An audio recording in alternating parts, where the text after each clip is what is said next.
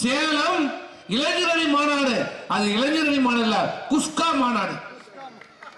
எல்லாம் பிரியாணிக்கு சிக்கன் கால் பீஸ் காய்கிறான். குஸ்கா மாநாடு. சொந்த கட்சிக்காரனே ஏமாத்திட்டான். பிரியாணி போடுறன்ட்டு குஸ்கா போட்டான்.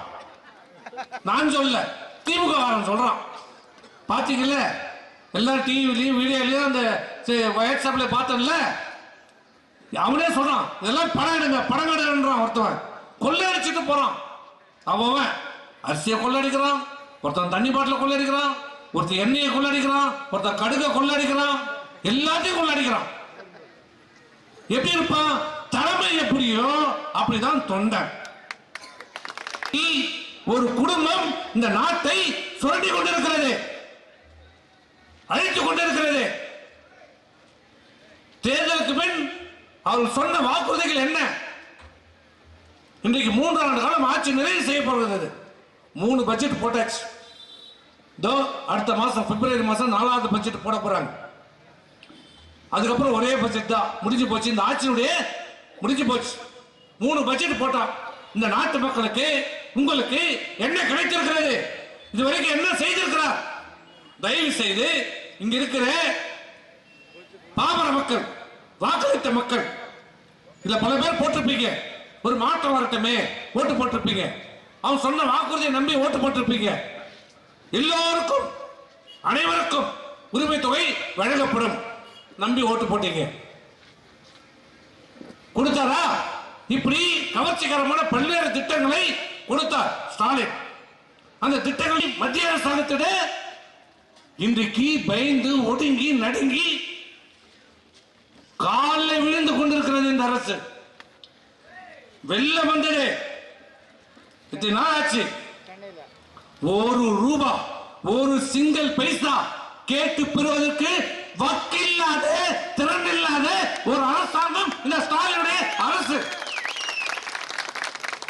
புரிஞ்சுதா? 1 ரூபா, 1 ரூபா வாங்க முடிஞ்சதா? ஆனா 1 ரூபா வாங்கறதுக்கு பதிலு நீ போய் காலை பிடித்து கெஞ்சி கொண்டு இருக்கிற. டெல்லியில போயிட்டு உன் புள்ளி அனுப்புற, நீ போற, உன் புள்ள போறான். எல்லாம் இன்னைக்கு சென்னையில பார்த்தா வரவேற்பு பிரம்மாண்டமான வரவேற்பு கொடு. ஒரு பிரதமருக்கு கொடுக்க வேண்டியதுதான். ஆனா நீ நேற்று என்ன சொன்ன? எங்கள் ஆட்சியிலே இதே பிரதமர் சென்னைக்கு வந்த போது கோ பேக் என்று சொல்லி போராட்டம் நடத்தியவர்களே இந்த ஸ்டாலின். இன்றைக்கு வெள்ளம் வந்தது, தென் மாநிலத்தில் வெள்ளம் வந்திருக்கிறது, சென்னையில வெள்ளம் வந்தது. 1 ரூபாய் இந்த மத்திய அரசாங்கம் இன்று வரை தரவில்லை. எங்க போய்விட்டது உன் தைரியம்? எங்க போனது உன் ஆண்மை? நீ தைரியமான ஒரு முதலமைச்சராக இருந்தால், தைரியமான ஒரு கட்சியுடைய தலைவராக இருந்தால் என்ன செய்திருக்க வேண்டும்? இப்ப நீ கோ பேக் சொல்லியிருந்தா நீ வீரர், நீ அடிமை, நாய்கள். இன்னைக்கு திமுக இருப்பவர்கள், ஆட்சியில் இருக்கிறவர்கள், இந்த திமுகவை ஒரே உதாரணம். திருச்சியில அன்னைக்கு பாரத பிரதமர் வந்தார். எந்த அளவுக்கு திமுக மத்திய அரசாங்கத்திற்கு பயந்து அடுங்கி நொடுங்கி அஞ்சி கொண்டிருப்பார். ஒரே உதாரணம், கொடி பறக்குது, திமுக கொடி பறக்குது, அதுக்கு பக்கத்துல பிஜேபி கொடி பறக்குது. தலைமையில எட்டி வச்சு நிக்குது. திமுக கொடி மேல பிஜேபி கொடி பறக்குது.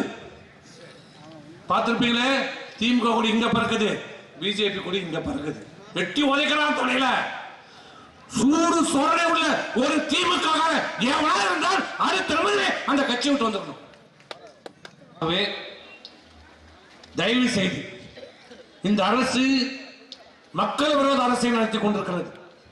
மக்களை பற்றி துளியும் சிந்தனை இல்லை. காசை கொடுத்து வாக்குகளை பெற்றுவிடலாம் என்ற ஒரு குருட்டு தைரியத்தில் இந்த அரசு இருக்கிறது. நாடாளுமன்ற தேர்தல் விரைவிலே வர இருக்கிறது. எந்த நேரத்திலும் அடுத்த மாதத்திலே தேர்தல் அறிவிக்கப்படும். நான் கேட்கிறேன், இந்த தொகுதி எந்த தொகுதி? ஆரணி நாடாளுமன்ற தொகுதி. இங்க இருக்கிற வாக்காளர் உங்களுக்கு யாராவது எம்பி யாரும் தெரியுமா? நீங்க யார் எந்த கட்சிக்கார ஓட்டு போட்டீங்கன்னா தெரியுமா? நீ ஓட்டு போட்டது கேட்கல. எந்த எம்பி இங்க யார் எம்பி? அதான் 5 வருஷம் வந்தா தானே இங்க எங்கேயாவது இப்படி அப்படி வந்து போனதான் தெரியும். வந்தாரா, பார்த்தாரா, கொரோனா வந்து பார்த்தா? சிந்தித்து வாக்களிக்க வேண்டிய நேரம். யார் இருந்தால் மத்தியிலே இங்கு நாடாளுமன்ற தேர்தல் உறுப்பினராக யார் தேர்வு செய்யப்பட்டார், தமிழகத்திலே எந்த கட்சியிலே நாடாளுமன்ற உறுப்பினர் தேர்வு செய்யப்பட்டார், நம்முடைய உரிமை, தமிழ்நாட்டினுடைய உரிமைகளை, நம்முடைய கஷ்டங்களை நாடாளுமன்றத்தில் பேசி போராடி வாராடி உரிமையை பெற்றுத் தருகின்ற அந்த இயக்கத்துக்கு வாக்களிக்க வேண்டும். இன்னைக்கு 39 பேர் இருக்கிறான் திமுக கூட்டணியில். 40 நாடாளுமன்றத்தில் 39 MP இருக்கிறான். எவனா பேசினானா உட்காந்து பஜ்ஜி வடை சாப்பிட்டு இன்னும் ஒரு நாள் போராடி இருக்கானா, குரல் கொடுத்துருக்கானா? இதோ வெள்ளம் வந்தது, சென்னை வெள்ளம், தென் மாநில வெள்ளம், மத்திய அரசாங்கம் ஒரு பைசா நிதி தரல. ஒரு MP அது கேள்வி கேட்டிருக்கானா? நாடாளுமன்றத்தில் கேட்டானா, பேசினானா, போராடினானா? இல்ல. இங்க சென்னையில வாய்க்கிலேயே சவடால் பேசுறது, டெல்லியில போய் காலில் சாஸ்தாங்கமா விடுறது. இதுதான் திமுகவுடைய நாடகம்.